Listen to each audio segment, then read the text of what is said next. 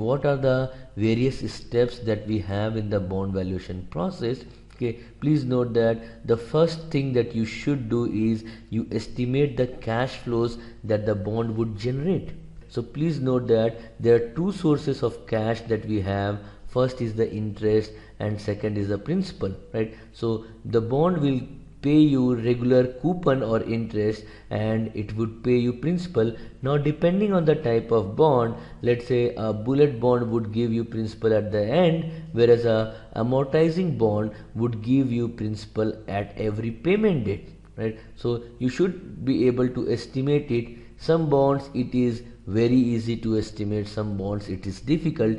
Then you need to determine the appropriate rate at which these cash flows should be discounted, right? Because you have got now the cash flows, then what is the rate at which you will discount so that you get the present value, right? So you should find out the rate. Now the rate would be dependent on how risky is your bond, right? So the higher the risk of the bond, the higher your discount rate will be, right? And the third is timing of the cash flows. So please note that as we have seen in the time value of money, the present value depends on when the cash flows are coming. So timing is very important. So you need to find out the present value of this cash flow. So you need to find out how much is the cash flows, how much is the money.